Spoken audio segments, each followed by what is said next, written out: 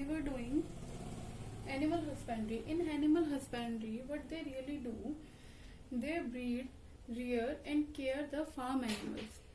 That means animal husbandry was one of the main occupation for them for nowadays also.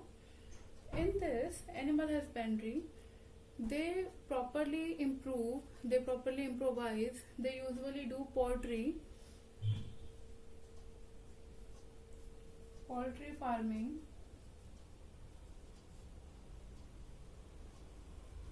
so that the problem of unemployment can be removed. Also, this animal husbandry provides them increasing stability in income, because in animal husbandry they are able to rear animals, they are able to use them for some other kind of work. For example, they are rearing cows, cattle, so they are using them to sell out, or they are using their products to sell out. Next one is fisheries. Basically, fisheries means catching, processing, selling of the fish and aquatic animals.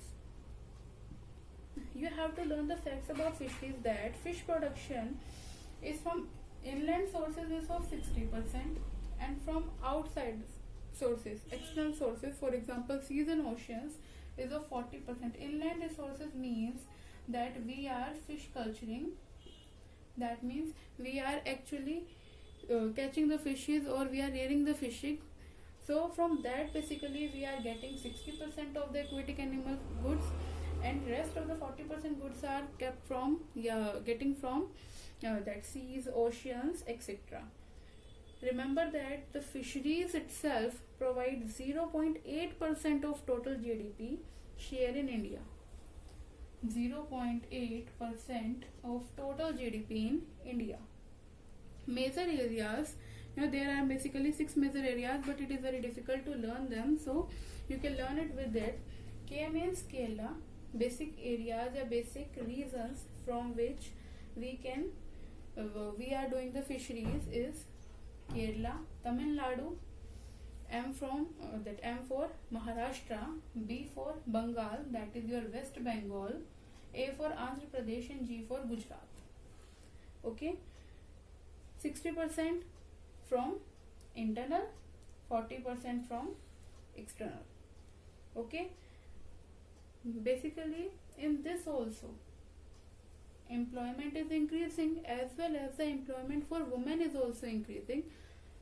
In this area mainly women part is very less, but in marketing area women part is very much large, because women are doing marketing and all by home only. Next one is dairying. Dairying means milk and milk production. Dairying means mainly rearing those animals like cows, buffaloes, goats, which are mainly used for milk, and by that milk we are making milk products.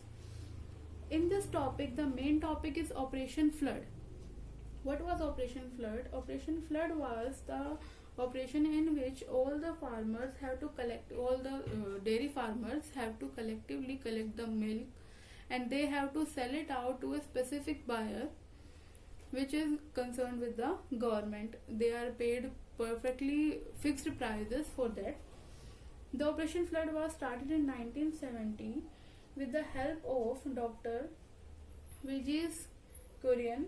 He was the chairman, and this was actually successful in Gujarat. In Gujarat it was a huge success that India ranked first in world in milk production.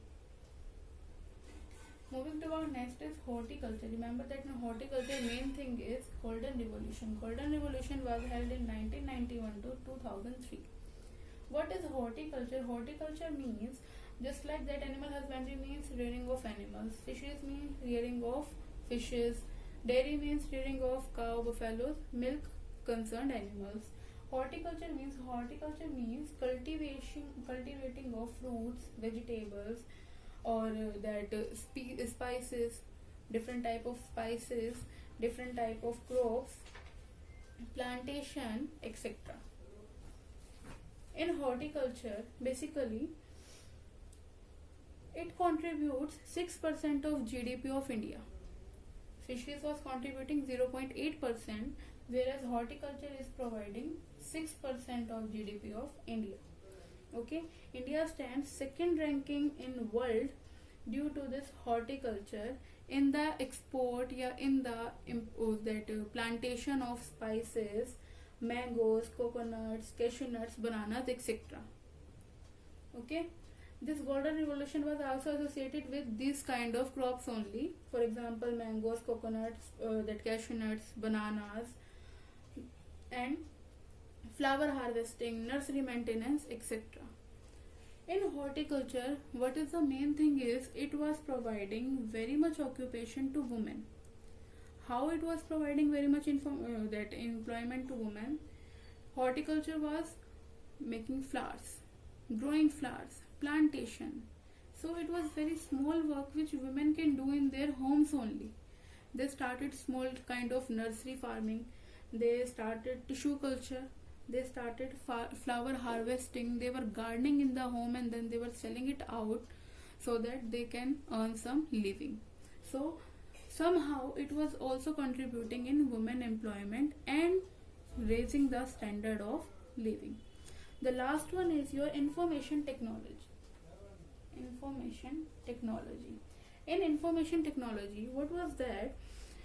Information technology we have already read up to 10th class. In 11th class also we have read up to that information technology is concerned with computers and advanced technologies, transmit information, storing information, collectively solving informations, and collectively distributing information. So IT sector, how it contributes in rural areas.